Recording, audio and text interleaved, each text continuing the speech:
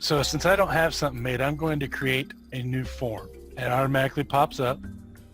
And this is a lot like the Google Doc was. It's just a form instead. So I'm going to name my form here. And then I'll double click on that little item up there. Now here's another thing to notice. If you just click on it and you don't click away, it won't save it. I know that's crazy. You just have to click off and it saves it. So do you like cheese is the name of this, and I can add in a description. And then with questions, this is where you can put them in. So one of the things I thought I'd do here is show you some of the things that we do to create some of these questions. So I'm going to go out to just Google in general. So I'm going to find something on here that has a PDF. Okay, so here's a multiple choice question that I've found. So this will be some resource I've picked up somewhere. I'm just going to hover over it. You can right click copy and then paste. I use Control C and Control V a lot, but I paste in that question.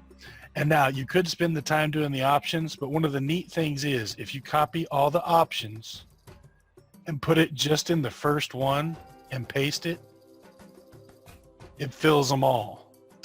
Now you may have to do a little bit of editing, like this one, you see it went over 2 lines. So I'll use Control X, which is cut, and then Control V and put it back up, and then I'll just delete that option. And notice it missed the A on the front. And you don't have to put those options, it's just up to you. But that's how I generally make multiple choice questions. Your options are you can make them required questions. This is how you make required. Duplicate is my other favorite button. It just jumps you to the next question and gets you ready to go. Just like with the topics, if you end up with the wrong question in the wrong place, you can drag and place these wherever you want as well. All kinds of questions usually starts with short answer is like easy text. Paragraph is lots and lots of text. Multiple choice, obvious. Check boxes. With this one, they can check as many as they want. So it's not pick one like multiple choice, it's pick a bunch. Drop down, if you want them to have selections, whatever options you put in here. So I'm going to paste back in. So I've got all my options in. I'm going to require this question too. And to show you what that looks like, up here at the top, there's a preview button, which is for all this. I'm going to hit preview.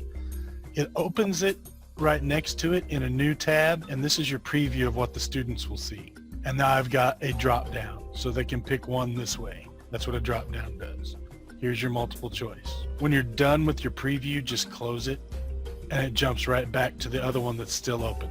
So you got to watch these top bars. They tell you where you're at a lot of the time. So if I hit preview, other options in here, file upload. Haven't had a whole lot of success with that, but you're supposed to be able to allow your people to upload a file to you. Linear scale is Likert, like from 1 to 5 or 1 to 10. Multiple choice grid, checkbox grid. This gets to where you have columns and rows, and it gets really confusing. If you get to where you need a big cross check box stuff, that's what those are for. You also have a date and a time option. All right, so that's basic coverage of the questions on these. You can add a question here, or like I said, I just generally use the duplicate button. Import a question, say you had questions from another quiz you want to use again, that's what that's for. This is title and description.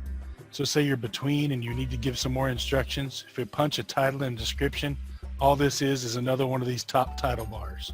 You can add images, which is how I made all of the auction items that we did for United Way when I put up all the pictures of the bracelets. You can add a video, and how do you do that? Oh, search it on YouTube. And you can paste the link in there, or you can actually just search YouTube from here. Or you can put the URL in. And you don't have to paste the URL here.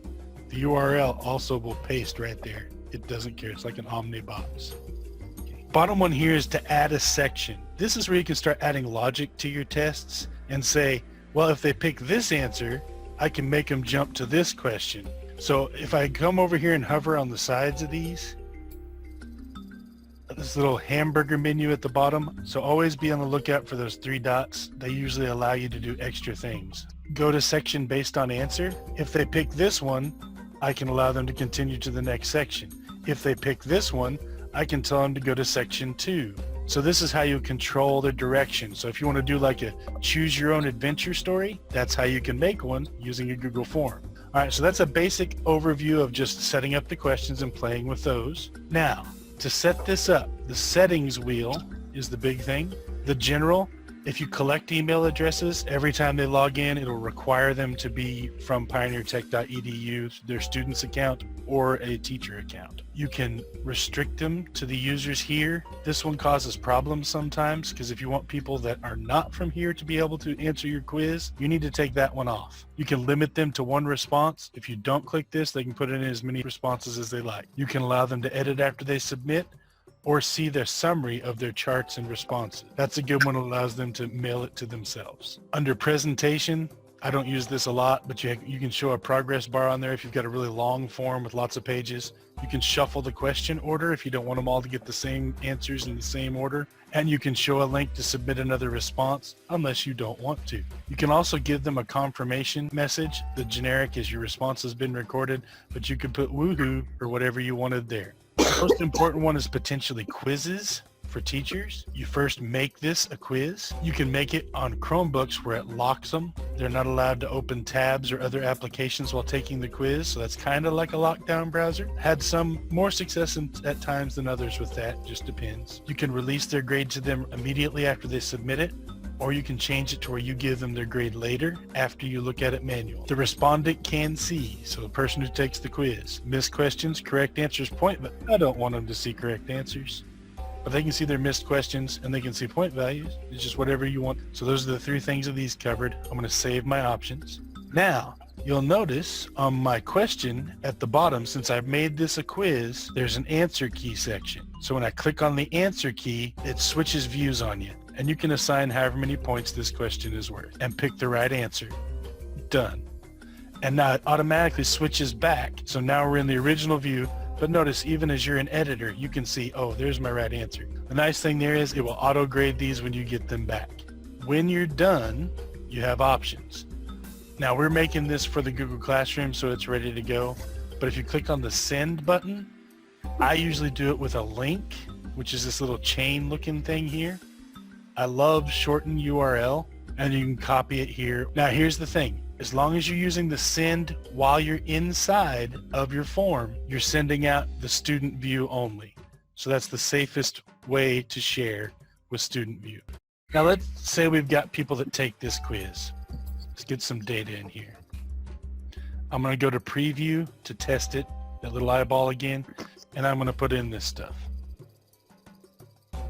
And submit. All right, so I've had a lot of people take my test now. I'm going to go ahead and close out the preview. Notice it jumps right back to the form. Responses are collected right next to questions. And there's a lot of that. You'll see these little pop-ups all the time. They're trying to teach you something, so they throw those little things at you. I usually just X them out and move on. So responses, you've got summary. So this is just a summary of all the responses so far. Lots of data on that. You can do it by question. You can do individual responses. So if you wanted to see, this will be Charlie's answers to these questions. And then when you arrow over, here's Dougie's answers to these questions. And when you arrow over, but I really generally don't like to use this because it limits you to see them one at a time. My favorite button is this green button right here. It creates a spreadsheet. So I click on it, it's a Google Sheets icon, and it says create a new spreadsheet. And notice it's named the same thing as the form. Or if you wanted, you could select one that's already there if you needed to. I never do, I just make a new one. When I hit create, it's gonna automatically take all those responses and create this brand new spreadsheet. Here's the time that they took it, here's the email address it came from, here's their score, here's their questions, answers. These are the answers they put. And in my Drive folder, look what's right next door to my quiz now, my spreadsheet. So all your answers will be in this spreadsheet there. And now you have access to both of them at any time. Next thing up, we talked about how as long as you create things in Wonder Widgets and put it in here, that it's the safe version, like the student version of things. As long as you're in the forms and using the send button, you're okay. Notice I can't even get to edit from the classroom because it's taking me directly to the safe version where they can't edit your questions. Where you get into trouble is when you go into this and you're sitting here inside of Drive. If you right click, you have share options as well. This only happens on forms. It's the only one you have to worry about it. If you share while you're in your Drive, You are not sending the safe version. You're sending the everyone can edit this version. So be real careful about that. Only happens with forms. If you're in your drive and you try to share, they'll be able to edit your questions. When you're in your drive, you can share anything. Right now, Carl has access to this, so he can come in and see this folder and get this stuff anytime.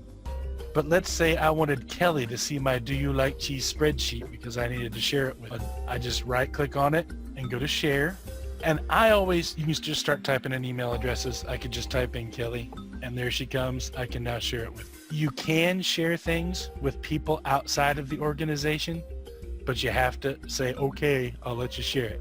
Please be careful. Make sure you're not violating FERPA. Don't share anything you shouldn't as grades or information from students. Be real careful about sharing permissions. I also like advanced, which is always down here, and I'll be more than happy to go over this later with you. I can turn it instead of the pencil is edit. So right now, Carl can edit my stuff. I could change ownership. I created this document, so I own it.